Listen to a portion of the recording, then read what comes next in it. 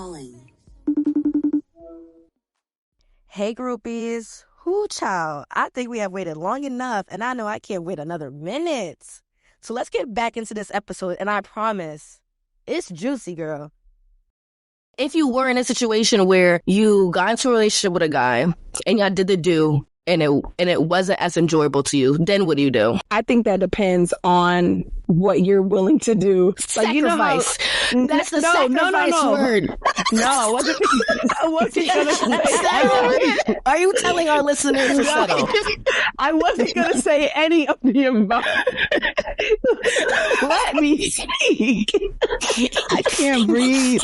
What I was gonna say was that it depends on what you're willing to put into the situation. What I mean by that is, you know how I know we've watched, like, whether it's sitcoms or movies, you know, kind of like chick flicks or whatever, and you hear them say, like, oh, you could teach your man how to, you know, do what you gotta do. If you're willing, again, that's why I said it depends on what you're willing to put in. All women are not going to be willing to, you know, go down that rabbit hole of trying to teach him what you like and yada yada. Now, you may have a man that all you got to do is teach him one time, and he may be able to do what he needed to do. You just never know. That's what I'm saying. It's up to you to decide what you want to put into the situation, because you could just be like, chop it up, nah, it's clipped and out the door, which 9 times out of 10 is going to be most women's response. Or you may have the handful that will be like, I'm going to give it a try with me guiding him, and then after that, he might run it up. Okay. Now, he might run it up. You never know. You never know. Oh my gosh. Yo. Now, this is a conversation, honey, okay?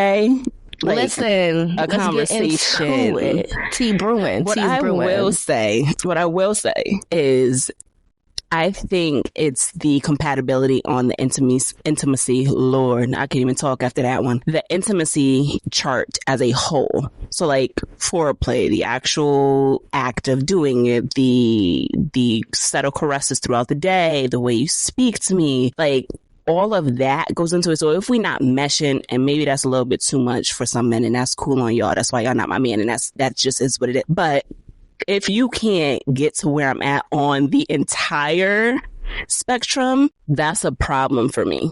Like, you're gonna have to meet me there, because I was, not to cut you off, but before you continue, because I wanted to jump in and just ask a piggyback off of that and ask a question.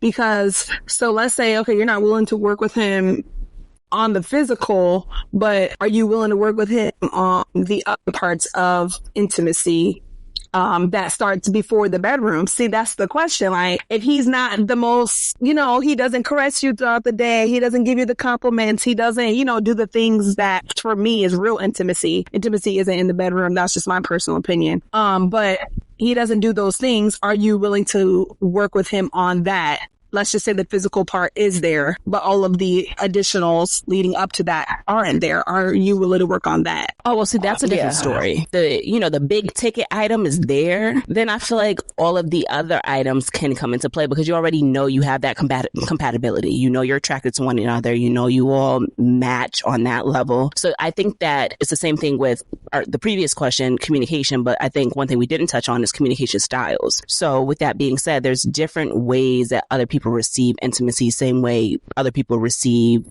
you know, appreciation and love in the way that's most receptive to them. So, for example, me, I'm big on we having conversation from across the room. Like, I don't have to open my mouth and talk to you all the time. We don't have to be sitting next to each other all the time. But for us to be in sync enough to read each other's minds without having to say real words, like, that's intimacy to me. That happens throughout the day. If we're on a night out, trust my shadow man, we having conversations from across the room. So I think if the big ticket item is good, yeah, I'm willing to do this stuff, because let's be for real. Like, you're not going to be 100% on his entire spectrum either. Like, that just comes with learning the person. Yeah.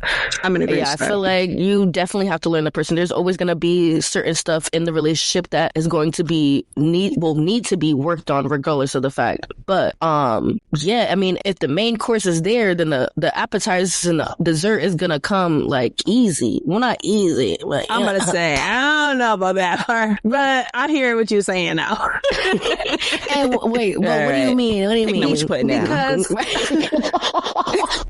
I say that because much to what Winter said, a lot of those appetizer and little dessert toppings and stuff like that, that does come with learning a person. So that doesn't come easy. That's something that really takes you expressing to your partner, like, hey, this is what I like. This is what I expect. I feel better, or I feel more eager to engage in those activities when you text me in the middle of the day and you give me a compliment, when I'm sitting in the kitchen and you just come and hug me from behind. Whatever your thing is, that comes with time. And that might be something that isn't just second nature to your partner. Your partner may be somebody who isn't the most physically affectionate person. So now this is a full adjustment for them to think about, okay, this is how my partner likes to receive love and likes to receive intimacy. Now this is a full adjustment for them. So this might take a whole year into your relationship for you to see real change. Then that's really going to be up to you to decide, am I willing to kind of, wait this thing out and see if they're willing to start making those changes that I also need to get, pleasure myself. I feel like, definitely because I love like intimacy. I love gestures, like just any, like the little things like matter to me. So it's like, if none of that is there, I don't care what you could do in that bedroom. We still not going to be able to work because we not always in that bedroom. We trying to be here and here. And if we not here and here and you not understanding what I'm trying to communicate to you about things that I like or whatever the case may be, I already don't like repeating myself. So it's like the fact that I would feel like I have to keep like doing it multiple times and feel like I'm saying the same thing. Amani, you know at a certain point you are going to have to repeat yourself in a relationship. I know, but what I'm saying, and it's going to annoy you every time, but right, you do got to do it. What I'm saying is like comprehend, and if you don't understand, then let me know you don't understand. Yeah, I see what you're saying. Let me know you don't understand, because then I'm explaining it to you and I'm asking you, oh, do you understand? And they say yes, but then they're still doing the same things. Okay, so obviously you don't understand what I'm saying, because now this is the reason why I have to repeat myself and more fully explain. I'd rather fully explain when I'm first saying it than having to fully explain after I said it 10, 15 times, Yeah, but then that becomes a can you or won't you kind of thing, because I've already said it so many times. Are you just playing deaf and dumb, or do you really just not get it? Then if you can't, that's a different conversation. Right. If you won't, there's clips. Like, there's no need for us to but let me know, because now I'm wasting my time. Having to repeat myself for me is definitely a turn off. And having to I understand communicating, having effective communication when it comes to your love language and how you like to feel and be loved. But for me, I've learned that there's something about my man doing the things that I like to be loved without me telling them. I think that attracts me a lot. When it comes to a point where there's lack of consistency. So like if during the dating process, right, all the love languages are being hit, because obviously I'm continuously talking to you, and we're like growing and building our relationship from this dating process. Everything you're randomly doing little gestures for me or whatever it is. And then once we get into the relationship, those things go away.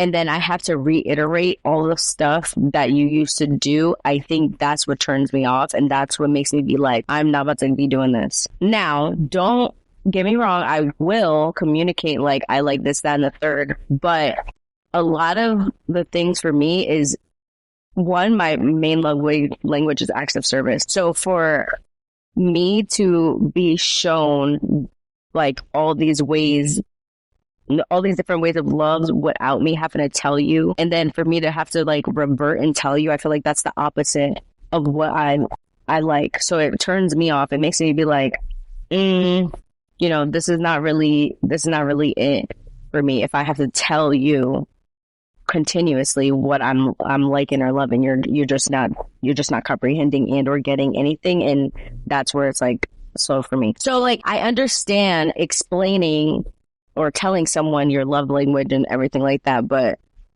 for me, that's just like, I feel like when you're a person, you wouldn't have to do that. I feel like it's at some point, like that's very much unnecessary. Like they're just not for you. I agree that at some point your partner should definitely get to a place where they are learning you, right? Because I think some of these things come with them genuinely learning you as a person, just learning your likes, your dislikes, and all of the things that you just said. Like I said before, I do think that there are certain things that come into play when you're in a relationship.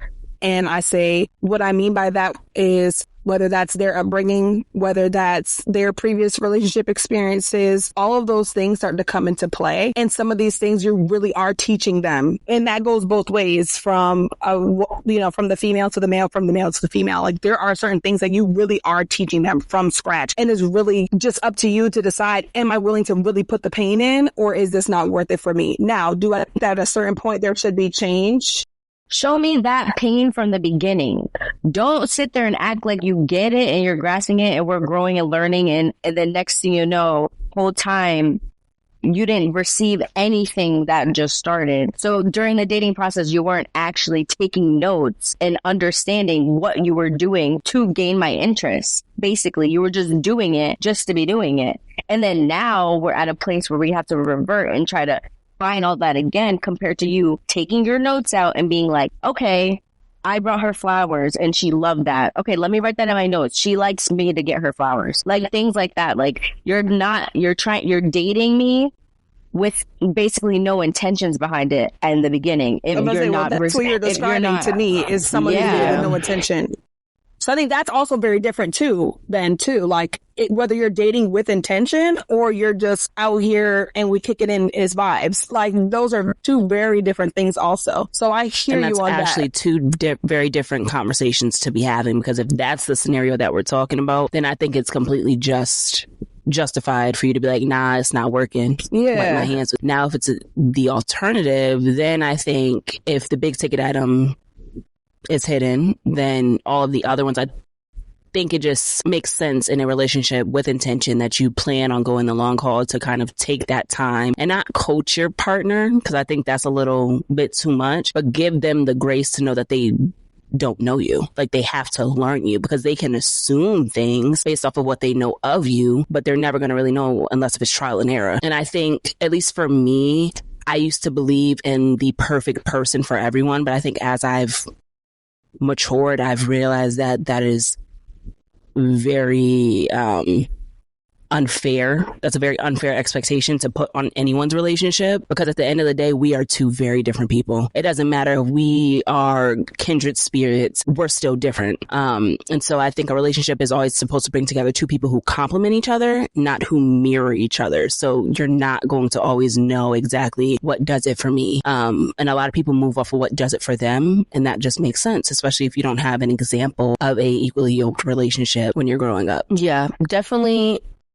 Actions, at least if we have to do all that, show that you want to get to know me. Don't just say it and then your actions are showing completely different, because then it's like I'm already an overthinker and I'm already gonna be having all these thoughts in my head like, damn, does he even care? Like, what are we doing? Like all this other stuff. Like, and nobody has time to that, because I already overthink about my other personal stuff. So it's like having that added on, that's like a little bit too much just for me to handle. Okay. So then I want to pose a question. Because I feel like that walks a very fine line. I think you're going to say what I was thinking in my brain. Yep. When do you draw the line of you being an overthinker versus you making them take accountability for your overthinking? Does that make sense? Did I say that a little bit too wordy? Because I do that. Wait, say that one more time. Okay, so you are an overthinker, right? Mm-hmm. And so you're saying that you need for them to take the extra step for you to not have to overanalyze or question anything. You want for them to leave no room for you to second guess anything, right? But if you're already an overthinker, where's that line drawn between you just being you and an overthinker versus you making them basically have to suffer because you're an overthinker? Like, he didn't kiss you before he went to the bathroom. Now you thinking, do he like you? Do he love you? Like, is this really real? Is it worth it? Is he not rocking with you? Like, is that you? Or is it really on him because he didn't kiss you before he went to the bathroom? I think it's just me. I don't blame that on the other person, but I do. What I will say is what does help me is reassurance. So as long as that plays a part, then it's like, it's not like I'm about to start an an argument with my partner because of what I'm thinking or what I'm assuming in my head or whatever the case may be. Like, reassurance will keep me out of that, even having to overthink about anything that's going on in our relationship.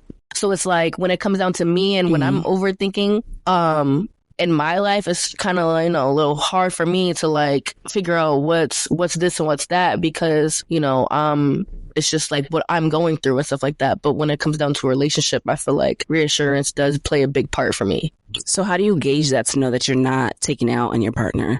So like, what is it that makes you pull yourself back to stop you from starting that argument? Communication. Oh, that's good.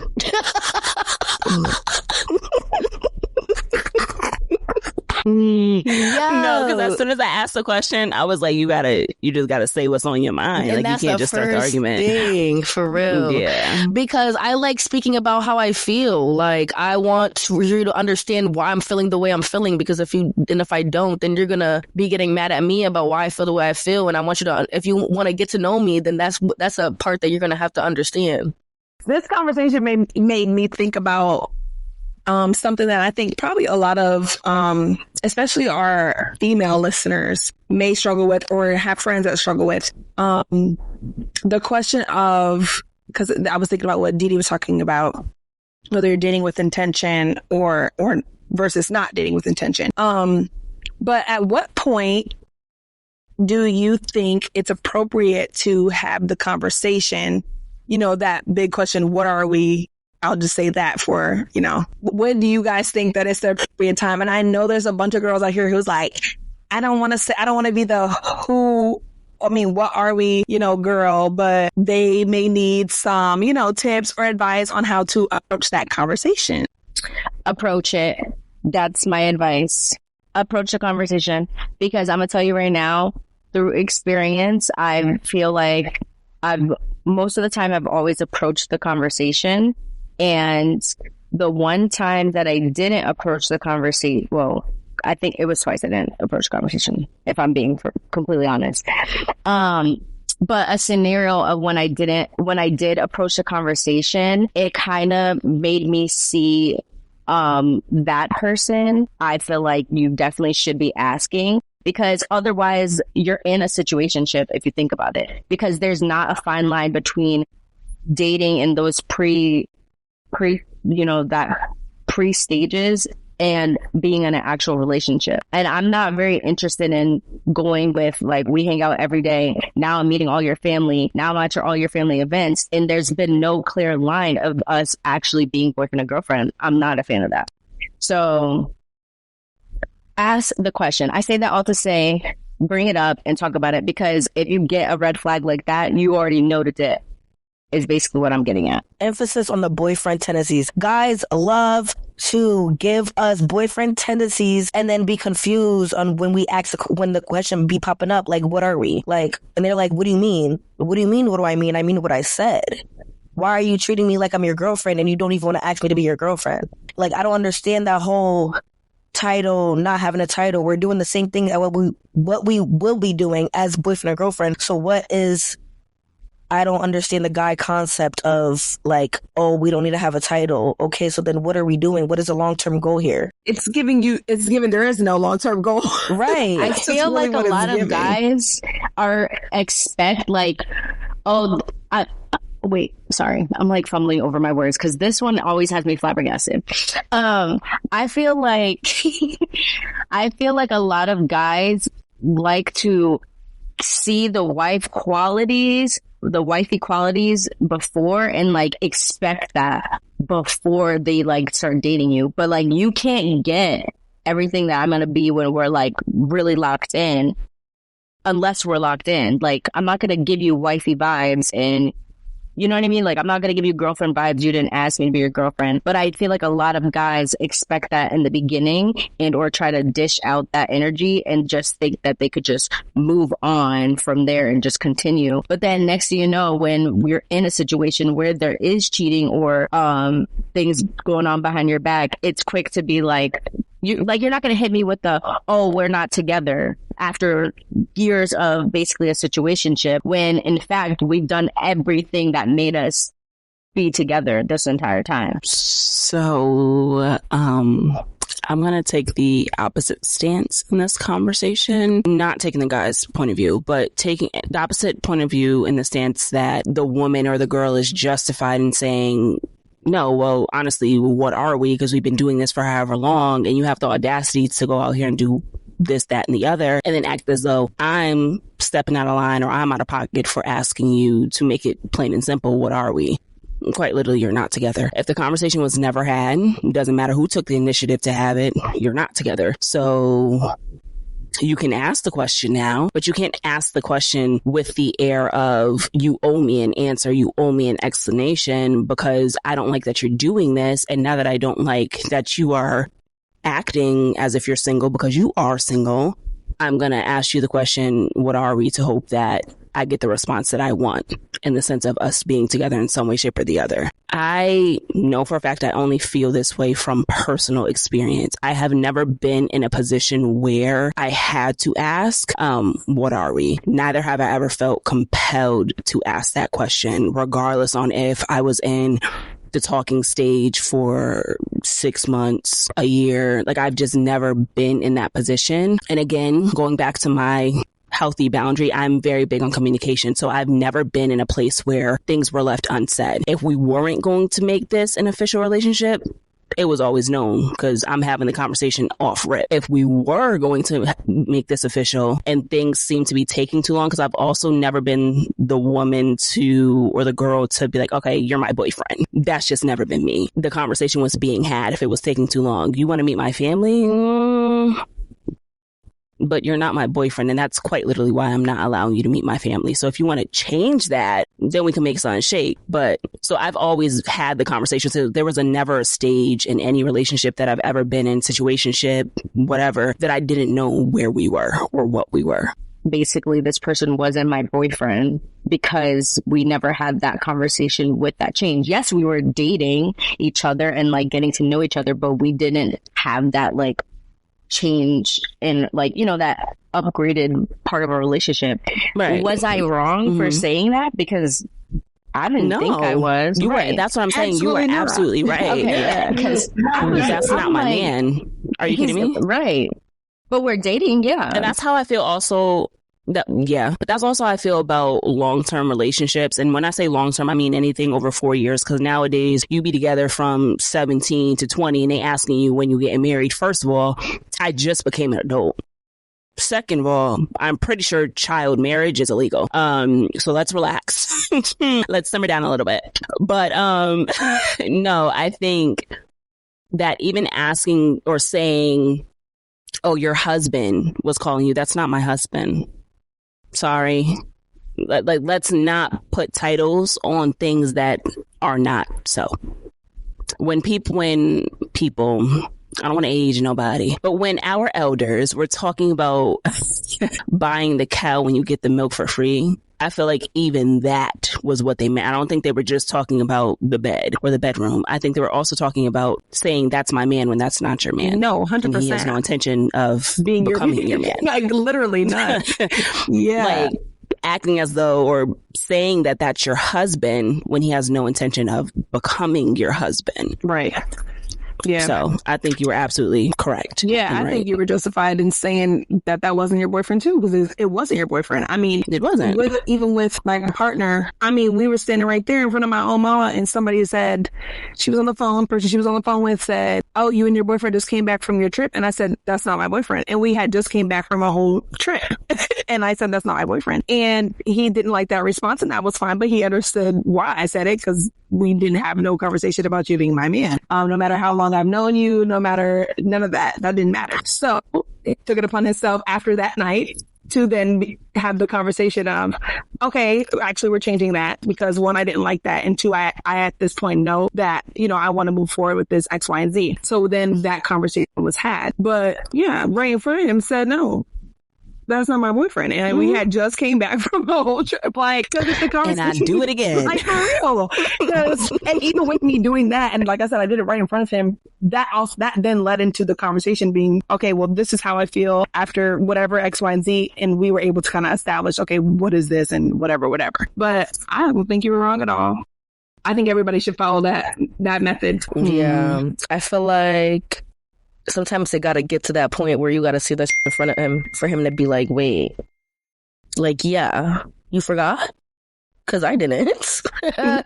You forgot. And then I feel like just from off of experience, I feel like guys have a problem with basically being with someone and not wanting to make it official, but also not wanting to leave them alone because they don't want you to be with somebody else. And I think that's another reason on why they'll be like, oh, I don't want a title, I just want to be how we are. No, you just don't want me to be with somebody else that wants what I want. Because I want a relationship, and if you don't, right? Like, what are we? Because I don't know. We're single. I'm like, what do you mean? So like, you want to be what we are? I'm going over here. Thank you. Have a nice day. Right. This was a great conversation.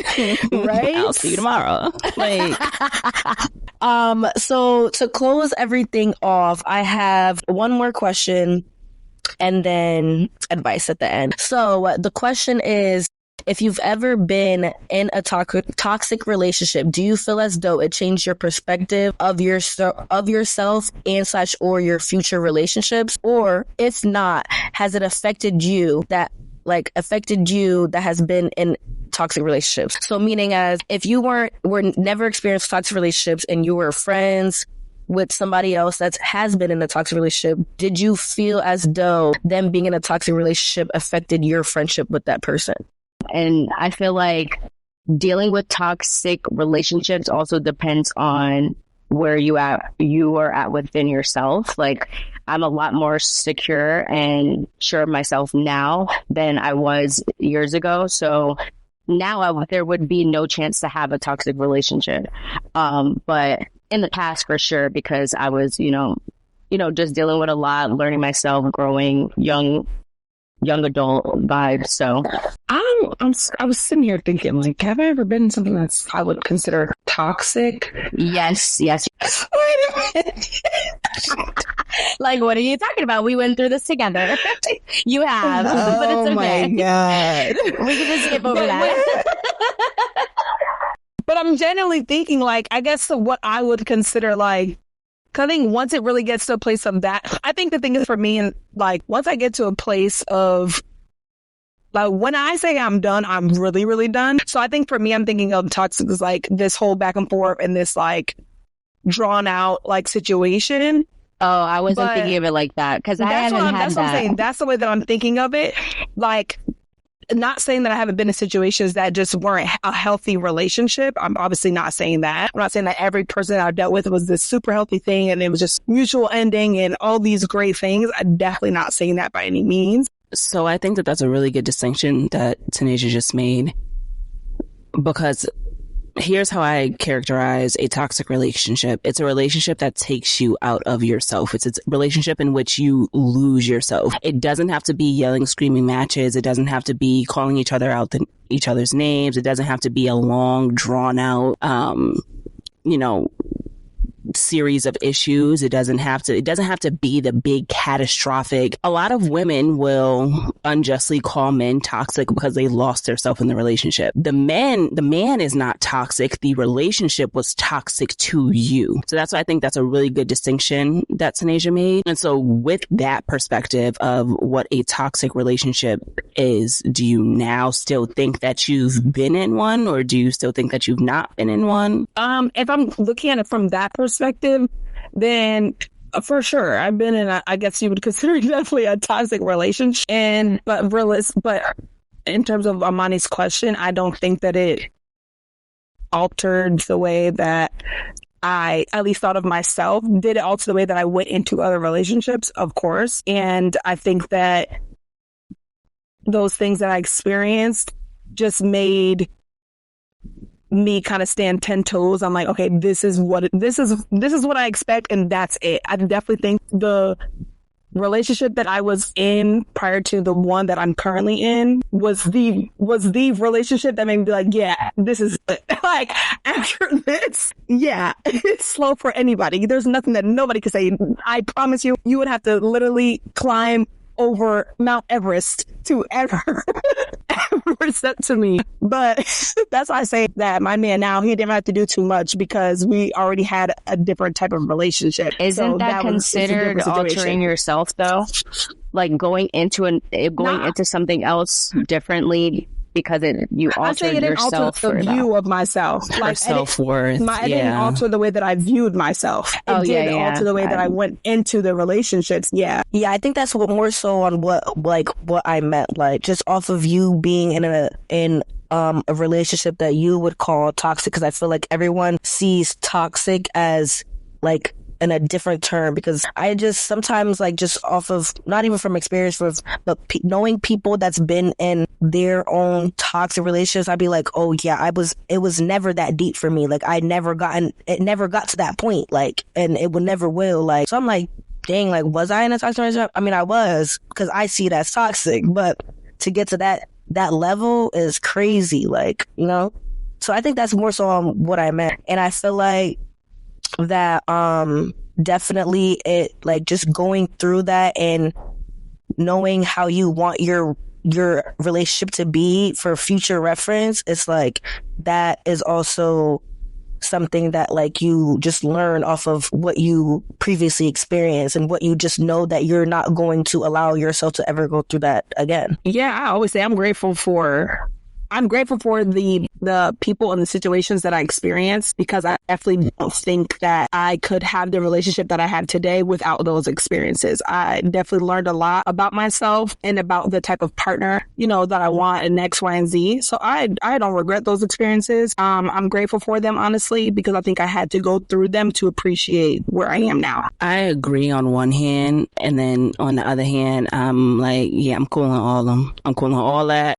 Because quite frankly, what we talked about a couple episodes ago, I believe, when we were saying, you know, the don't do it statement and just leave the boys and the men alone. I wish, and don't get me wrong, it's not like I was dating all that young. I'm going to be very candid. I started dating 16, but like for real, 18 in college. But on one hand, I completely agree, right? And then on the other hand, I wish for my younger self that I would have left it alone, because there were lessons that I had learned throughout the way that I could have learned by being in a healthy relationship and seeing the healthy example. I didn't necessarily have to go through what I went through or tolerate what I tolerated or did not, or live through what I did not tolerate, to learn that lesson. And so that's a little question between me and my God about why I had to learn it that way. Yeah. but it's definitely like a 50-50 for me. Yeah. And I also added the other question in just because I've experienced a situation where I've had a friend that was going through a toxic situation at the time, and I kind of felt like I was in a place where, not that I didn't know what to do, but I've already said so much that like there's nothing else to be said if what I've already said to you going in one ear and coming out the other. Like, it's all on you now. Like, it's above all of us. Like, there's nothing else I can do for you but be there, and when you want to vent or whatever. But like, if you expect some type of advice, I'm gonna tell you what it is, no matter if you want to hear it or not. But like, and I would want the same thing for me, because y'all already know. So it's like it gets to a certain point, like, all right, now I'm going to allow but so much to be involved in my life, because I feel like now that, not just because you're in a toxic relationship with your partner, but I feel like now a relationship is starting to become toxic. And now I feel like, yeah, damn, like, I don't know if I even want to be friends with you anymore, because I'm feeling toxic. I'm feeling like I'm in the relationship with y'all right now, and I don't want to feel like secondhand trauma, baby. Secondhand trauma, because now I feel like I'm in it with you at this point. Right. Now I feel like I'm in it with you, and this was never how it was supposed to go. Baby, I was supposed to drag you out. Literally, no. You See, that's another you. thing. That's another thing. You can't. There's 3 things you can't tell people nothing about: they mama, they kids, and their relationship. If they are not ready to hear it or they don't see it for themselves, you are speaking upon deaf ears. And so you just need to go ahead and let that ride, rock itself out till it comes to its conclusion. Obviously, you intercede when you feel compelled to do so, but you cannot, like, it's not your relationship to dictate. So I think it's completely justifiable for you to bow out a little bit. But then if that's the case, it's like, don't come for me for advice if you're not going to listen to my advice then. Because now I feel like I'm just wasting my time trying to preach to you. You have to say that to And it's their not like I friend. want you to... Yeah. I've had encounters where I've told a friend, I was like, I don't want you, first of all, I'm dealing with a lot of stuff. I don't want you to come to tell me any more about him because I keep telling you, I keep giving you the advice that you're seeking and you're not listening to that, which I understand, but you're still coming to me seeking the same advice that I've already given. I don't want to hear nothing else about him because now all I'm hearing is negativity behind him. And now I'm starting to not like him. And that's your man. So instead of coming to me with all that negative energy and making me have this image of him, just don't come to tell me nothing unless you don't want to be with him or you actually really want to hear what I have to say. But now it's causing me to not like your person and I'm supposed to be a friend of yours. And like now you're going to be battling between your partner and your friends because your friends aren't vibing with your partner. So keep your relationship to yourself. Honestly, that's one. And handle it, figure it out, learn, grow, whatever, privately. And then don't expect to have no advice if you can't actually comprehend and learn from what is being told to you. I think that's like a big factor. Because now I hate them. Right. I think I have a problem with trying to figure out, because it's not that I don't want you to feel like you can't talk to me because you can always talk to me, but it's like to a certain extent to me. I feel like, I don't know. Let's be very frank. I feel like there's too much pillow talking happening outside of the relationship. And by that, I mean, there should be no reason why I'm coming and telling you every little altercation I'm having with my man. Not for nothing. You really shouldn't hear about any of them. If I'm not truly seeking guidance outside of my own, and that sounds a little crazy, or somebody who is wiser than me, who is in a successful relationship. Like, I just don't understand why we're talking to and we're kikiing with our girlfriends about our mans. I'm sorry, I've always been like that. It doesn't make any sense to me because at the end of the day, you're not going to get on the phone and tell your girls all of your children's business, are you? Like, let's be for real. Like, so why are you airing out all of you and your man's dirty laundry? There are certain things that are supposed to stay in the home, and that is what makes a relationship holy. That is what makes it, that's what is the sanctity of a union. When you take that out, it's everybody's relationship.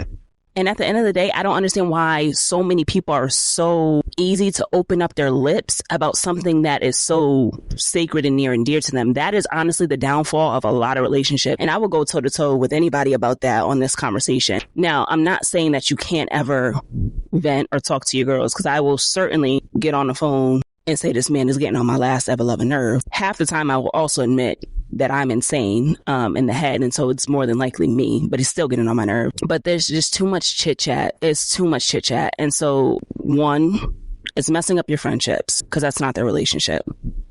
Two, your friend should never know enough about your man in your relationship to make them dislike him, unless if it is truly justified. I'm telling you, 8 times out of 10, it's not. The problems that you're having should be solved in your relationship. You are not in a relationship with your best friend. You cannot go to them and tell them that your man is getting on your nerves because he doesn't clean up after himself. They can't fix that problem for you. But every time that you go and complain about him, it makes them like him less and less. The more you hear about something, the more it becomes your reality, regardless on if you're actually in the relationship or not. There's people I ain't never met who I can't stand because I've heard so much about them on social media. But I have to see this man every time we do a group outing. So I'm going to just clip it at that. Let's stop pillow talking outside of a relationship because your girl is not your man is not your girl. Yeah. Snaps on that, man. Well, no, I say that because it doesn't matter if I'm talking to Amani or Tanasia. Either way, y'all love me more. I'm going to just say that. So it's always going to be a little bit biased because you have my best interest at heart. So that's just really why when it comes to that conversation, getting somebody who's objective and unbiased is probably healthier for everybody in the equation. There is still a sense of bias there as much as you tried to kind of remove yourself from the situation and just look at it. I do believe that I try my best in all situations to kind of, take like a 360 view of the situation, and then give you know, whether it's advice or a lending ear or whatever the case may be. But in that instance, for sure, I don't care if she's married with 10 kids. I will always be 10 toes behind her. Like, okay, and what did you say? Because don't let me hear it. I for sure will be knocking at her door. So like, for sure, I get that 100%. And that goes for all of you. Like, I would do the same. I would do that for any of you. Even with Mr. Man, and I don't care. Me and him can argue, and he know I'll be right there, right at your house, at your front door.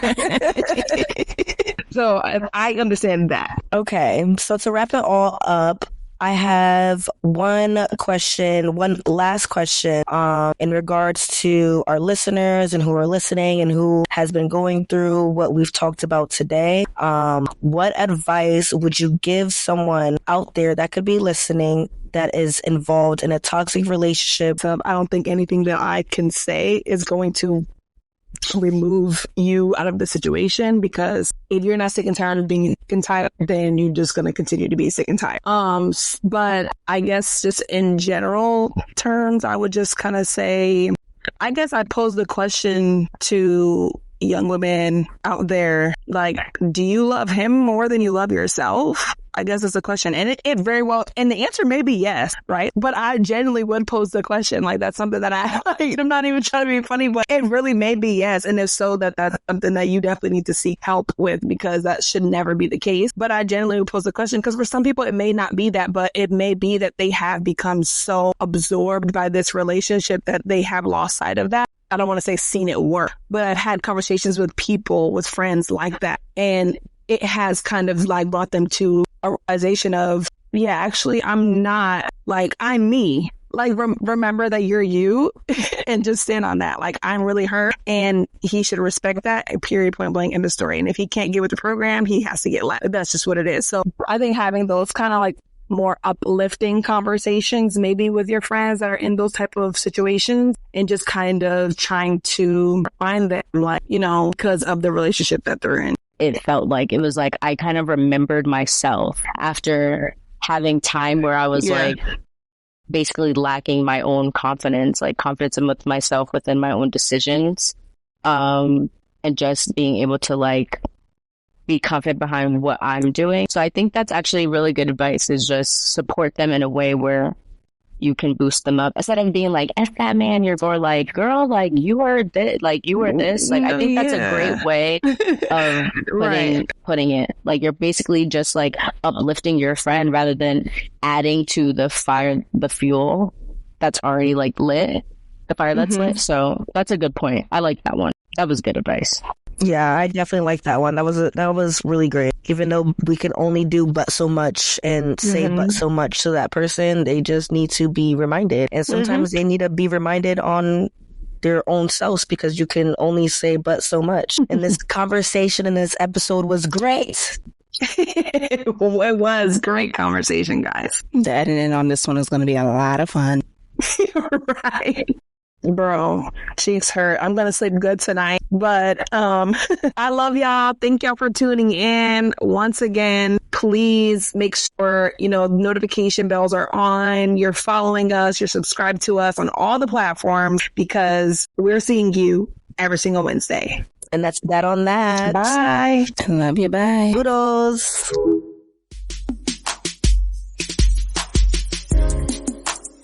Thanks for hanging with us on Group Chat Calling. Ready to make it official? Join the group and be part of the convo every Wednesday. Hit that follow button so you never miss a call. Catch you next week.